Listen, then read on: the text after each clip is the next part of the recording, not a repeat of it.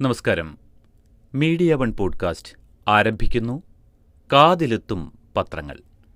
ഇന്ന് 2025 ഏപ്രിൽ 10 വ്യാഴാഴ്ച. ഞാൻ എം ജയപ്രകാശ്. മദ്യനയത്തിൽ വമ്പൻ ഇളവുമായി സർക്കാർ. ഡ്രൈഡേയിൽ മദ്യം വിളമ്പാം, ഡിസ്റ്റിലറികളും ബ്രൂവറികളും തുടങ്ങാം. പുതിയ മദ്യനയത്തിന് മന്ത്രിസഭ അംഗീകാരം നൽകിയ ദിവസം തന്നെയാണ് ലഹരിക്കെതിരായ പോരാട്ടം തുടരുമെന്ന മുഖ്യമന്ത്രിയുടെ പ്രസ്താവന എന്നതും കൗതുകം. ലാർജ് ഇളവ് എന്ന് മദ്യത്തിന്റെ ഫ്ലേവർ തലക്കെട്ടിലും നൽകി ഈ വാർത്ത മാതൃഭൂമി പ്രധാന ലീഡാക്കി. ഡ്രൈഡേയിൽ മദ്യം വിളമ്പാൻ സ്റ്റാർ ഹോട്ടലിന് പ്രത്യേക ലൈസൻസ് നൽകാനുള്ള തീരുമാനം ലീഡ് ചെയ്താണ് മനോരമയുൾപ്പെടെ കൂടുതൽ പത്രങ്ങളിലും വാർത്ത. റിസർവ് ബാങ്ക് റിപ്പോ നിരക്ക് 0.25% കൂടി കുറച്ചതോടെ ഭവന വാഹന വ്യക്തിഗത വായ്പകളിൽ ആശ്വാസം. നടപ്പു സാമ്പത്തിക വർഷത്തെ വളർച്ചാ അനുമാനം റിസർവ് ബാങ്ക് 6.5% കുറച്ചു.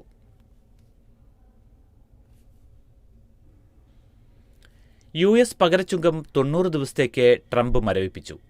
ഈ ഇളവില്ലാതെ ചൈനയുടെ തീരുവ 125% ഉയർത്തുകയും ചെയ്തു. നോക്കാം പത്രവാർത്തകളിലേക്ക് വിശദമായി. ആദ്യം മാതൃഭൂമിയിലേക്കാണ്. ലാർജ് ഇളവ്. ഡ്രൈഡേകളിൽ മദ്യം വിളമ്പാൻ ഏകദിന പെർമിറ്റ് അനുവദിച്ച് സംസ്ഥാന സർക്കാരിന്റെ പുതിയ മദ്യനയം. ബിസിനസ് സമ്മേളനങ്ങൾ, അന്താരാഷ്ട്ര കോൺഫറൻസുകൾ, കൂടിച്ചേരലുകൾ എന്നിവയുടെ ഭാഗമായി 1-ാം തീയതിയും മദ്യം വിളമ്പാം. 3 സ്റ്റാറിന് മുകളിലേക്കുള്ള ഹോട്ടലുകൾ, ഹെറിറ്റേജ്, ക്ലാസിക് റിസോർട്ടുകൾ എന്നിവയ്ക്കാണ് അനുമതി. 1/2 ലക്ഷം രൂപ നൽകി പ്രത്യേക ഏകദിന പെർമിറ്റ് എടുക്കണം. 7 ദിവസം മുൻപ് അപേക്ഷിക്കണം.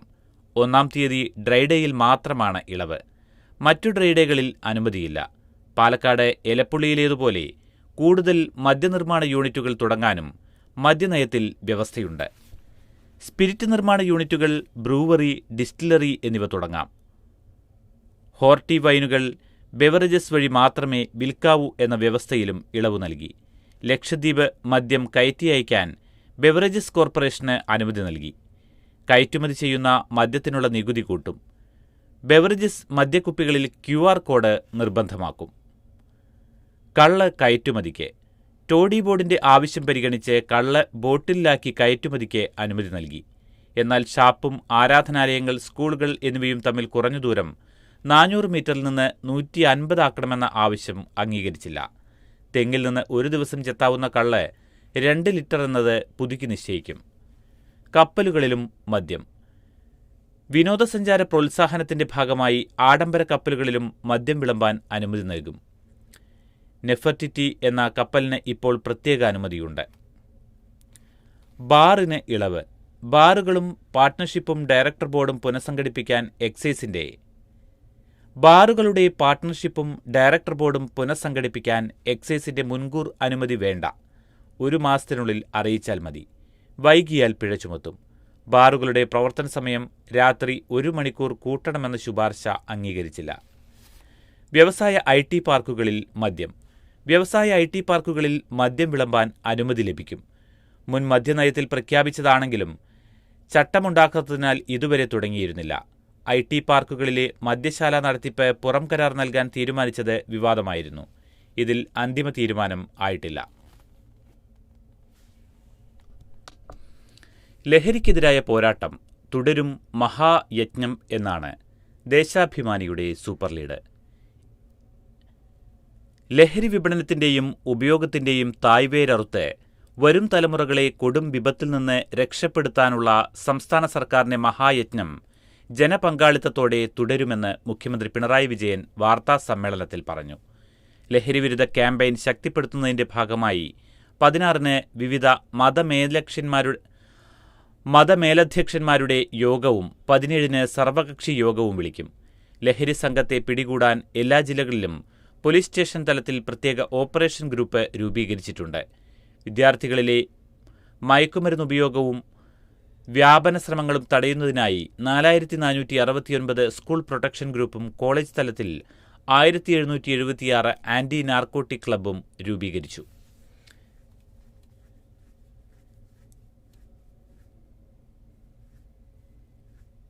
ഡ്രൈ ഡേ തുടരും. മൈസ് ടൂറിസം കേന്ദ്രങ്ങളിൽ ഇളവ് എന്ന വാർത്ത ട്രോളാനാണോ എന്നറിയില്ല. ബോക്സ് വാർത്തയായി ഇതോടൊപ്പം ദേശാഭിമാനി തന്നെ നൽകിയിട്ടുണ്ട്.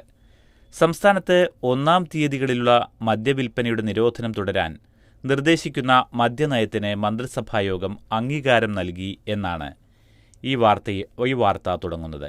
എന്നാൽ വാണിജ്യ വിനോദസഞ്ചാര കേന്ദ്രങ്ങളിൽ 1-ാം തീയതിയും പ്രത്യേക അനുമതിയോടെ മദ്യം നൽകാമെന്നും വാർത്തയിൽ പറയുന്നു.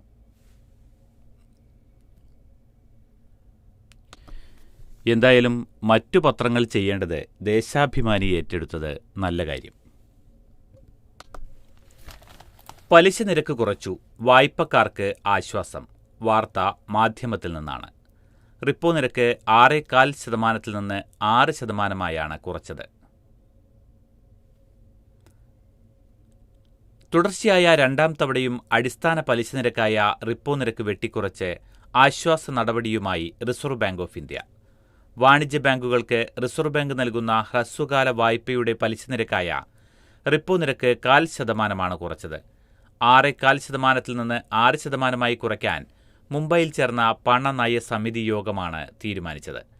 ഇതോടെ ഭവന, വാഹന, സ്വർണ്ണപ്പണയ, വ്യക്തിഗത വായ്പകൾക്ക് പലിശ നിരക്ക് കുറയും.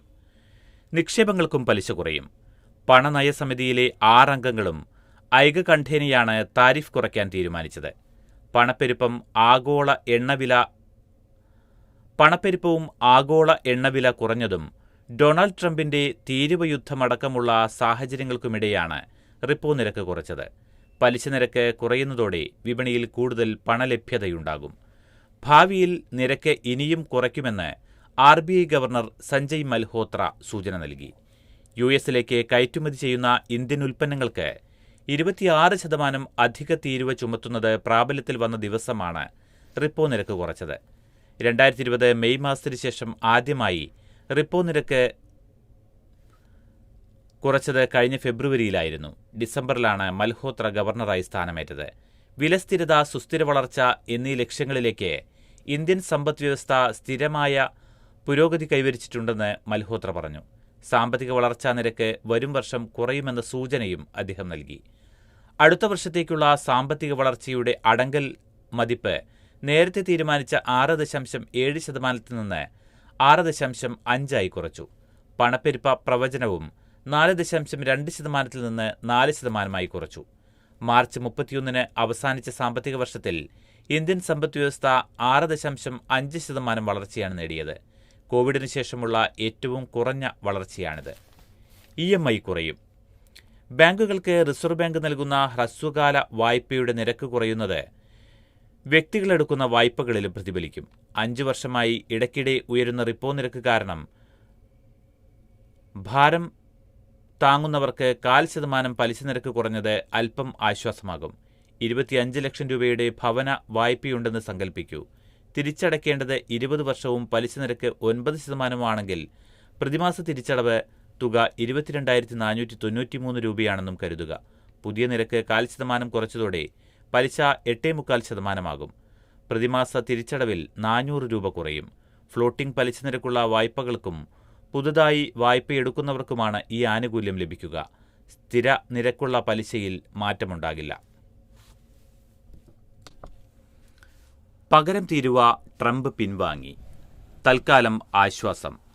മരവിപ്പിച്ചു 90 ദിവസം എന്ന് മലയാള മനോരമയിൽ വാർത്ത.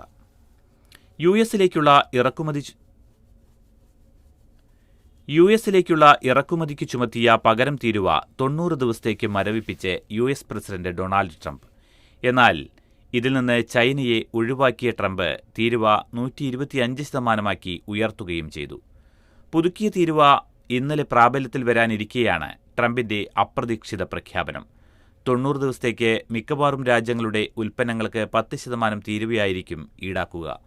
നേരത്തെ 104% പകരം തീരുവ ചുമത്തിയ US നടപടിക്കെതിരെ ചൈന ശക്തമായി തിരിച്ചടിച്ചിരുന്നു. US ഉൽപ്പന്നങ്ങൾക്ക് 84% തീരുവ ചുമത്താനായിരുന്നു തീരുമാനം. തീരുവ മരവിപ്പിക്കാനുള്ള US തീരുമാനം തങ്ങളുടെ കൂട്ടായ്മയുടെ വിജയമാണെന്ന് യൂറോപ്യൻ യൂണിയൻ അവകാശപ്പെട്ടു. ചൊവ്വാഴ്ച മുതൽ പകരം തീരുവ ചുമത്തുമെന്ന് യൂറോപ്യൻ യൂണിയൻ വ്യക്തമാക്കിയിരുന്നു. അതേസമയം മെക്സിക്കോയും കാനഡയ്ക്കുമെതിരെയുള്ള തീരുവ മരവിപ്പിച്ചിട്ടില്ലെന്ന് ട്രംപ് പിന്നീട് വ്യക്തമാക്കി. യുഎസിനെതിരെ പ്രതികാര ചുങ്കം ഏർപ്പെടുത്തിയ രാജ്യങ്ങൾക്ക് ആനുകൂല്യമുണ്ടാവില്ലെന്നും അദ്ദേഹം പറഞ്ഞു. മുഖ്യമന്ത്രിയുടെ മകൾ വീണയ്ക്കെതിരായ മാസപ്പടി കേസിന് സ്റ്റേ ഇല്ല എന്നാണ് മാധ്യമത്തിന്റെ പ്രധാന വാർത്ത. കുറ്റപത്രം സമർപ്പിച്ച കേസിൽ ഹർജി നിലനിൽക്കില്ലെന്ന് കോടതി. ന്യൂഡൽഹി. മുഖ്യമന്ത്രിയുടെ മകൾ വീണ ഉൾപ്പെട്ട മാസപ്പടി കേസിൽ സീരിയസ് ഫ്രോഡ് ഇൻവെസ്റ്റിഗേഷൻ ഓഫീസ് നടപടികളിൽ സ്റ്റേ അനുവദിക്കാതെ ഡൽഹി ഹൈക്കോടതി. കേസിൽ ബുധനാഴ്ച വാദം കേട്ട ജസ്റ്റിസ് ഗിരീഷ് കാട്ട്പാലിയ CMRLന്റെ ഹർജി മറ്റൊരു ബെഞ്ചിലേക്ക് വിടാൻ ശുപാർശ ചെയ്യുകയായിരുന്നു. ജസ്റ്റിസ് സുബ്രഹ്മണ്യ പ്രസാദിന്റെ ബെഞ്ചിലേക്കാണ് ഹർജി മാറ്റിയത്. ഏപ്രിൽ 21 വീണ്ടും ഹർജി പരിഗണിച്ചേക്കും.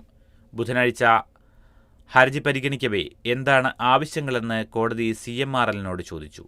ഇൻകം ടാക്സ് ഇന്ററിം സെറ്റിൽമെന്റ് ബോർഡിന്റെ തീർപ്പാക്കിയ രേഖകളിന്മേലാണ് SFIO അന്വേഷണമെന്നും രേഖകൾ പുറത്തുപോകാൻ പാടില്ലെന്നാണ് ചട്ടമെന്നും അന്വേഷണം റദ്ദാക്കണമെന്നുമാണ് പ്രധാന ഹർജിയെന്നും KMRL പറഞ്ഞു.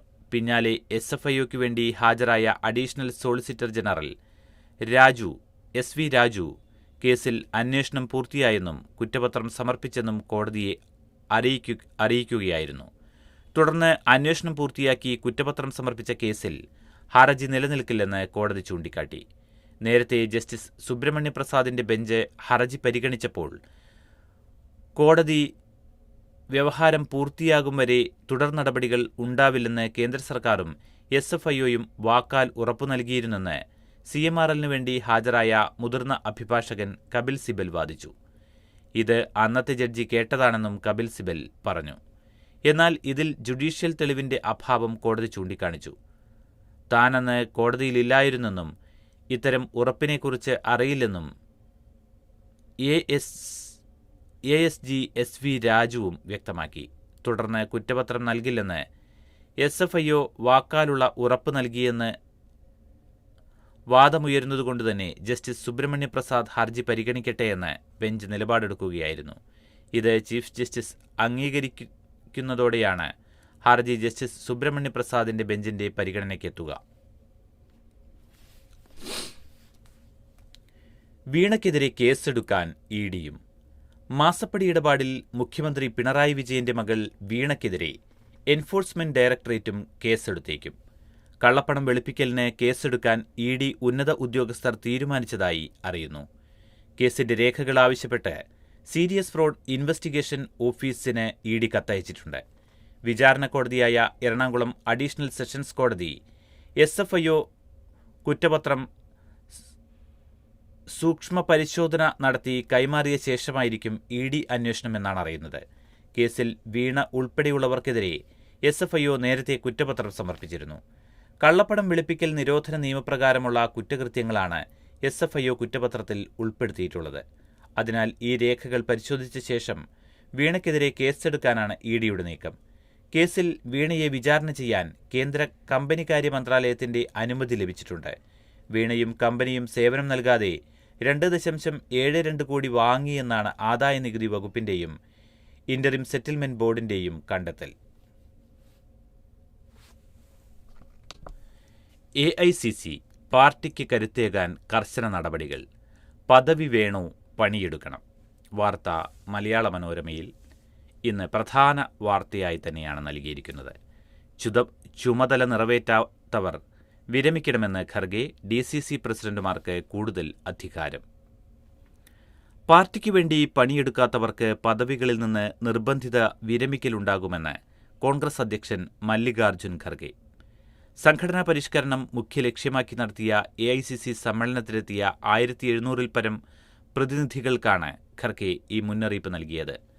പാർട്ടിക്കായി ജോലി ചെയ്യാത്തവർ ഒഴിയണം. ഉത്തരവാദിത്തം നിറവേറ്റാത്തവർ പദവിയിൽ നിന്ന് വിരമിക്കണം, അദ്ദേഹം വ്യക്തമാക്കി. DCC പ്രസിഡന്റുമാരുടെ ശാക്തീകരണ നടപടി തന്നെയാകും സംഘടനയിൽ വരുത്താൻ ഉദ്ദേശിക്കുന്ന പ്രധാന മാറ്റമെന്ന് വ്യക്തമാക്കുകയായിരുന്നു ഖർഗെയും ലോക്സഭയിലെ പ്രതിപക്ഷ നേതാവ് രാഹുൽ ഗാന്ധിയും. DCC അധ്യക്ഷന്മാർക്ക് പ്രവർത്തന മാർഗരേഖയിറക്കും. അത് കർശനമായി പാലിക്കണം.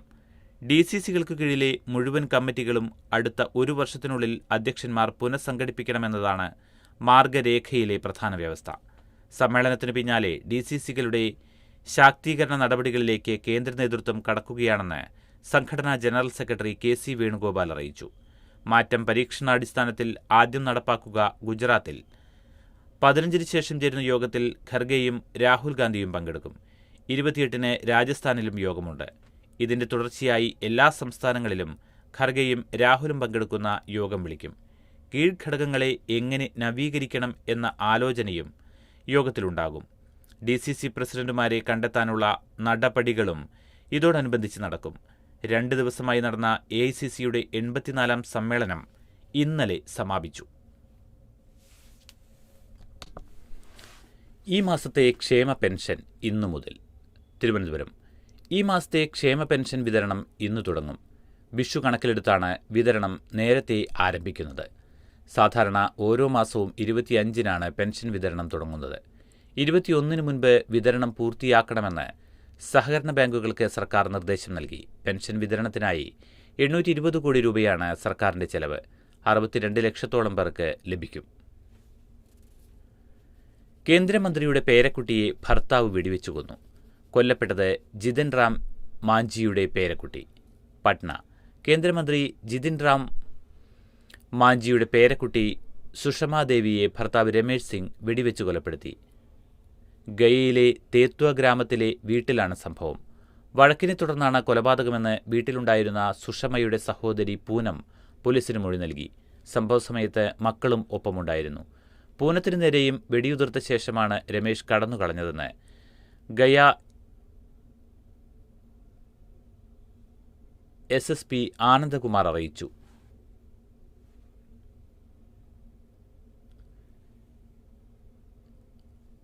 ഹിന്ദുസ്ഥാനി അവാം മോർച്ച നേതാവാണ് ജിതിൻ റാം മാഞ്ചി. മോട്ടോർ വാഹന വകുപ്പിൽ വെർച്വൽ PRO. മോട്ടോർ വാഹന വകുപ്പുമായി ബന്ധപ്പെട്ട സംശയങ്ങളും സേവനത്തിന്റെ വിവരങ്ങളും അറിയുന്നതിന് വെർച്വൽ PRO എന്ന ഡിജിറ്റൽ പ്ലാറ്റ്ഫോം തുടങ്ങി. QR കോഡ് സ്കാൻ ചെയ്താൽ മോട്ടോർ വാഹന വകുപ്പിന്റെ എല്ലാ സേവനങ്ങളുടെയും പൂർണ്ണ വിവരങ്ങൾ ലഭ്യമാകും. ഇതിൽ അപേക്ഷിക്കുന്നതിനും ഫീസ് അടയ്ക്കുന്നതിനുമുള്ള ലിങ്കുകളും ലഭിക്കും. QR കോഡ് എല്ലായിടത്തും പ്രചരിപ്പിക്കുകയും ലഭ്യമാക്കുകയും ചെയ്യും. മന്ത്രി KB ഗണേഷ് കുമാറാണ് പദ്ധതി വിശദീകരിച്ചത്. 304 പുതിയ തസ്തിക. പോക്സോ കേസ് അന്വേഷണത്തിന് പോലീസിൽ പ്രത്യേക വിഭാഗം. 4 DYSP, 40 SI, 40 ASI, 120 SCPO, 100 CPO. POCSO കേസുകൾ അന്വേഷിക്കാൻ പോലീസിൽ പ്രത്യേക വിഭാഗം രൂപീകരിക്കാൻ ബുധനാഴ്ച ചേർന്ന മന്ത്രിസഭാ യോഗം തീരുമാനിച്ചു. അന്വേഷണത്തിലെ കാലതാമസം ഒഴിവാക്കി നടപടി വേഗത്തിലാക്കാൻ 304 തസ്തികകൾ സൃഷ്ടിക്കും.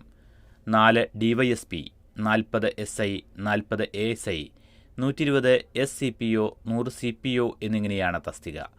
20 പോലീസ് ജില്ലകളിലും പുതിയ യൂണിറ്റുകൾ ആരംഭിക്കും. SI-മാർക്കായിരിക്കും ചുമതല. കേസുകളുടെ എണ്ണം കൂടിയപ്പോൾ പ്രത്യേക പോക്സോ വിഭാഗം രൂപീകരിക്കുന്നത് സർക്കാർ ആലോചിച്ചിരുന്നു. സുപ്രീം കോടതിയുടെ നിർദ്ദേശവുമുണ്ടായിരുന്നു. 2021 മുഖ്യമന്ത്രി പിണറായി വിജയന്റെ അധ്യക്ഷതയിൽ യോഗം ചേർന്ന് ഇതേക്കുറിച്ച് റിപ്പോർട്ട് നൽകാനും തീരുമാനിച്ചു. ആഭ്യന്തര അഡീഷണൽ ചീഫ് സെക്രട്ടറി, ധനകാര്യ അഡീഷണൽ ചീഫ് സെക്രട്ടറി, നിയമ സെക്രട്ടറി, സാമൂഹിക നീതി സെക്രട്ടറി എന്നിവരുടെ നേതൃത്വത്തിലാണ് സമിതി രൂപീകരിച്ചത്. സമിതിയുടെ ശുപാർശ പ്രകാരമാണ് ഇപ്പോൾ 304 തസ്തിക സൃഷ്ടിച്ച് പ്രത്യേക വിഭാഗം രൂപീകരിച്ചത്. തഹാവൂർ റാണയെ കൈമാറി. ഉടൻ രാജ്യത്തെത്തിക്കും. 2008 മുംബൈ ഭീകരാക്രമണ കേസിലെ പ്രതിയായ തഹാവൂർ റാണയെ അമേരിക്ക ഇന്ത്യക്ക് കൈമാറി. ഇന്ത്യയിൽ നിന്നുള്ള വിവിധ ഏജൻസികളുടെ അംഗങ്ങൾ അടങ്ങുന്ന സംഘം US-ലെത്തിയിരുന്നു. കൈമാറ്റം സംബന്ധിച്ച നടപടിക്രമങ്ങൾ പൂർത്തിയാക്കിയ സംഘം ഇന്ന് റാണയുമായി ഇന്ത്യയിലെത്തുമെന്നാണ് സൂചന. ഇന്ത്യക്ക് കൈമാറുന്നത് തടയണമെന്ന റാണയുടെ അപേക്ഷ US സുപ്രീം കോടതി നിരസിച്ചതോടെയാണ് നടപടികൾ ഊർജിതമാക്കിയത്. നിലവിൽ ലോസ് ആഞ്ചൽസിലെ മെട്രോപൊളിറ്റൻ ഡിറ്റൻഷൻ സെന്ററിൽ കഴിയുകയാണ് 64-കാരനായ റാണ. കൈമാറുന്നത് തടയണമെന്നാവശ്യപ്പെട്ട് ഫെബ്രുവരി 27-ന് റാണ അപേക്ഷ നൽകിയിരുന്നു. ഇത് കോടതി തള്ളി. തുടർന്നാണ് സുപ്രീം കോടതിയിൽ അപ്പീൽ നൽകിയത്. ഫെബ്രുവരിയിൽ വൈറ്റ് ഹൌസിൽ പ്രധാനമന്ത്രി നരേന്ദ്രമോദിയോടൊപ്പം നടത്തിയ സംയുക്ത പത്രസമ്മേളനത്തിൽ റാണയുടെ കൈമാറ്റത്തിന് അംഗീകാരം നൽകിയതായി പ്രസിഡന്റ് ഡൊണാൾഡ് ട്രംപ് വ്യക്തമാക്കി. പാക് ഭീകര സംഘടനകൾക്കു വേണ്ടി മുംബൈയിൽ ഭീകരാക്രമണം നടത്താൻ സുഹൃത്തും US പൗരനുമായ ഡേവിഡ് കോൾമാൻ ഹെഡ്ലിക്കൊപ്പം ഗൂഢാലോചന നടത്തിയതിനാണ് റാണ ഇന്ത്യയിൽ നിയമ നടപടി നേരിടുന്നത്. CPI എതിർപ്പ് PM ശ്രീയിൽ തീരുമാനം പിന്നീട്. വിഷയം അടുത്ത മന്ത്രിസഭാ യോഗത്തിന്റെ പരിഗണനയ്ക്ക് വന്നേക്കും. കേന്ദ്രാവിഷ്കൃത PM ശ്രീ പദ്ധതിയിൽ കേരളം പങ്കാളിയാകുന്നത് സംബന്ധിച്ച് തീരുമാനമെടുക്കുന്നത് മന്ത്രിസഭായോഗം മാറ്റി. വിഷയം ബുധനാഴ്ച മന്ത്രിസഭായോഗത്തിന്റെ പരിഗണനയ്ക്ക് വന്നപ്പോൾ ഇക്കാര്യത്തിൽ കൂടുതൽ ചർച്ച വേണമെന്നും നയപരമായ തീരുമാനം ആവശ്യമാണെന്നും CPI മന്ത്രിമാർ നിലപാട് സ്വീകരിച്ചതോടെയാണ് തീരുമാനമെടുക്കുന്നത് മാറ്റിയത്. ഡിസംബറിലും വിഷയം മന്ത്രിസഭ പരിഗണിച്ചെങ്കിലും എതിർപ്പിനെ തുടർന്ന് മാറ്റുകയായിരുന്നു. വിഷയം അടുത്ത മന്ത്രിസഭായോഗത്തിന്റെ പരിഗണനയ്ക്ക് വരുമെന്നാണ് സൂചന. ദേശീയ വിദ്യാഭ്യാസ നയത്തിന് അനുസൃതമായി കേന്ദ്ര സർക്കാർ ആവിഷ്കരിച്ച പദ്ധതിയാണ് PM ശ്രീ. ഓരോ ബ്ലോക്കിലും തെരഞ്ഞെടുത്ത 2 സ്കൂളെങ്കിലും ഉന്നത നിലവാരത്തിലെത്തിക്കാൻ ലക്ഷ്യമിടുന്ന പദ്ധതിക്ക് പിന്നിൽ ഒളി അജണ്ടയുണ്ടെന്നാണ് കേരളം, തമിഴ്നാട്, പശ്ചിമബംഗാൾ സംസ്ഥാനങ്ങളുടെ നിലപാട്. ദേശീയ വിദ്യാഭ്യാസ നയത്തിന്റെ പുരോഗതിയുടെ പ്രദർശന കേന്ദ്രം കൂടിയായി ഈ സ്കൂളുകളെ മാറ്റും. സ്കൂളുകളുടെ പേരിന് മുന്നിൽ PM ശ്രീ എന്ന് ചേർക്കണം. സ്കൂളിന്റെ പേര് എഴുതുന്ന ബോർഡിൽ പ്രധാനമന്ത്രിയുടെ ചിത്രവും ഇടം പിടിക്കും. നിലവിൽ ദേശീയ വിദ്യാഭ്യാസ നയം നടപ്പാക്കാൻ തയ്യാറാകാത്ത കേരളം പദ്ധതിയിൽ ഒപ്പിടുന്നതോടെ ഇത് നടപ്പാക്കാൻ നിർബന്ധിതമാകും. പദ്ധതിയുടെ തുകയുടെ 60% കേന്ദ്രം നൽകുമ്പോൾ 40% സംസ്ഥാനങ്ങൾ വഹിക്കണം. കരാർ ഒപ്പിടുകയാണെങ്കിൽ കേരളത്തിന് 152 ബ്ലോക്കുകളിലായി 300-ലധികം സ്കൂളുകളായിരിക്കും PM ശ്രീ പദ്ധതിക്ക് കീഴിലാവുക. പദ്ധതിയിൽ ഒപ്പിടാത്തതിന്റെ പേരിൽ സമഗ്ര ശിക്ഷ അഭിയാൻ പദ്ധതിയിൽ കഴിഞ്ഞ വർഷത്തെ അവസാന ഗഡുവും ഈ വർഷത്തെ ഗഡുവും ഉൾപ്പെടെ 1377 കോടിയോളം രൂപ കേന്ദ്ര സർക്കാർ തടഞ്ഞുവച്ചിരിക്കുകയാണ്. സൗജന്യ യൂണിഫോം, പാഠപുസ്തകം ഉൾപ്പെടെയുള്ളവയ്ക്കുള്ള തുകയാണ് കേന്ദ്രം തടഞ്ഞത്. രാജ്യത്താകെ 14,500 സ്കൂളുകളാണ് 2022-27 വർഷം നടപ്പാക്കുന്ന PM ശ്രീ പദ്ധതിക്ക് കീഴിൽ കൊണ്ടുവരാൻ ലക്ഷ്യമിടുന്നത്. വിവിധ സംസ്ഥാനങ്ങളിൽ 12,079 സ്കൂളുകൾ പദ്ധതിയുടെ ഭാഗമായിട്ടുണ്ട്.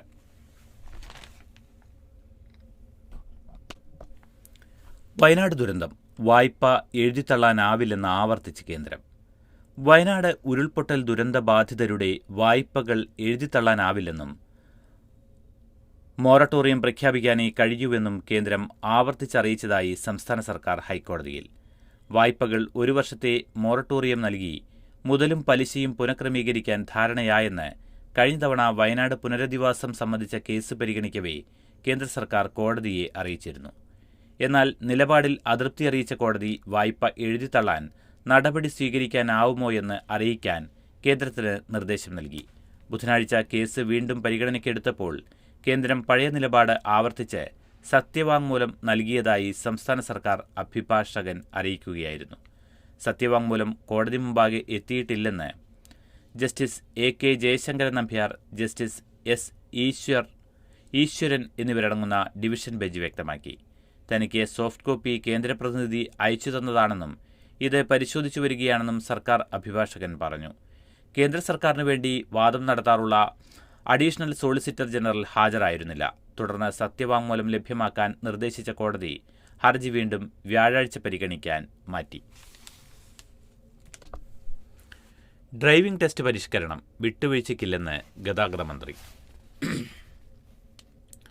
സർക്കാർ മുന്നോട്ടുവെച്ച ഡ്രൈവിംഗ് ടെസ്റ്റ് പരിഷ്കാരത്തിൽ നിന്ന് ഒരു വിട്ടുവീഴ്ചയ്ക്കുമില്ലെന്നും അങ്ങനെ ഇളവുണ്ടാകുമെന്ന് ആരെങ്കിലും തെറ്റിദ്ധരിച്ചെങ്കിൽ അവർക്ക് തെറ്റിപ്പോയെന്നും മന്ത്രി KB ഗണേഷ് കുമാർ.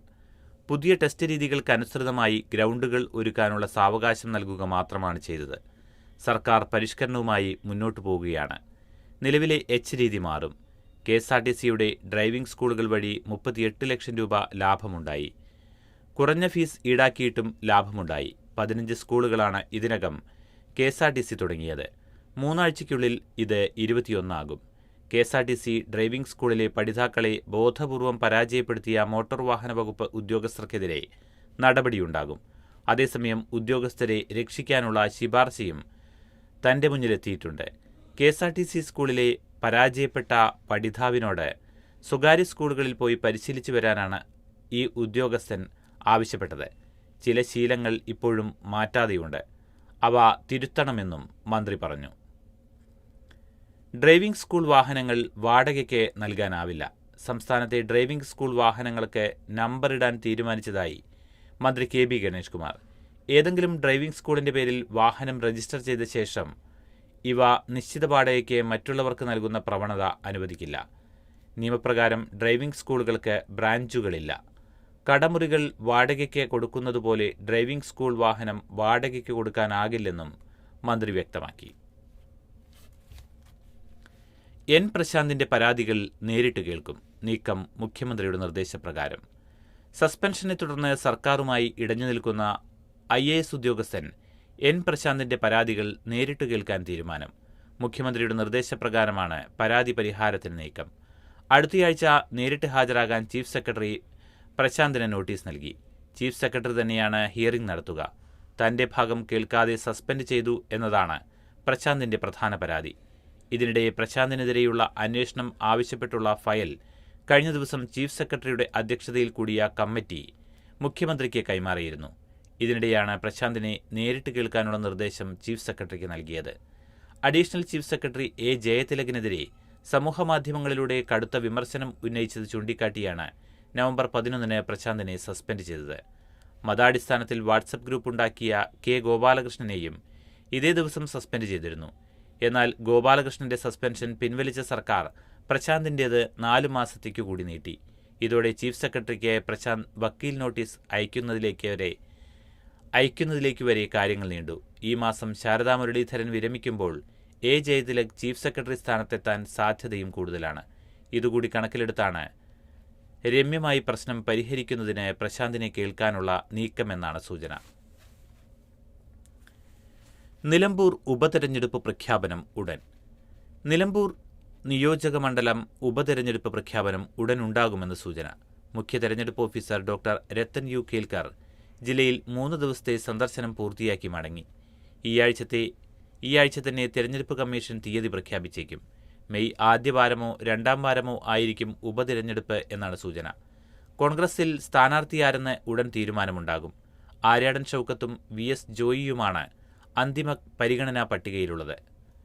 വെള്ളാപ്പള്ളിക്ക് പിന്തുണയുമായി നാഷണൽ ലീഗ് നേതാക്കൾ. ചേർത്തല മലപ്പുറം പ്രസംഗത്തിന്റെ പേരിലുണ്ടായ വിവാദത്തിൽ SNDP യോഗം ജനറൽ സെക്രട്ടറി വെള്ളാപ്പള്ളി നടേശന് പിന്തുണയുമായി നാഷണൽ ലീഗ് നേതാക്കൾ. സംസ്ഥാന president professor AP Abdul Wahab, organising secretary NK Abdul Azeez, സംസ്ഥാന സെക്രട്ടേറിയറ്റ് അംഗം Sayed Shabeel Hydros Thangal, vice president H. Muhammad Ali എന്നിവരാണ് കണിച്ചുകുളങ്ങരയുടെ വസതിയിലെത്തി പിന്തുണയറിയിച്ചത്.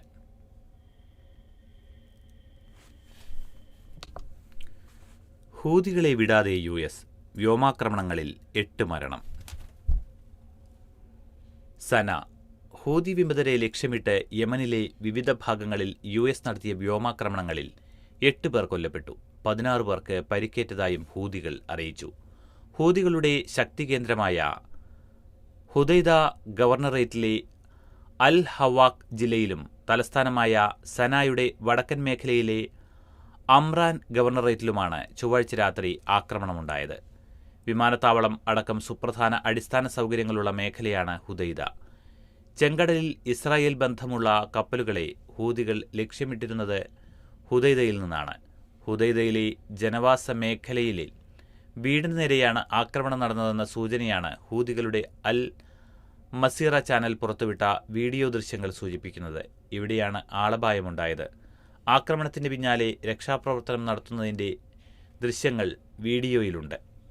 ഫലസ്തീൻ അനുകൂല പ്രതിഷേധം. 2 യൂണിവേഴ്സിറ്റികളുടെ കൂടി ഫണ്ട് റദ്ദാക്കി ട്രംപ്.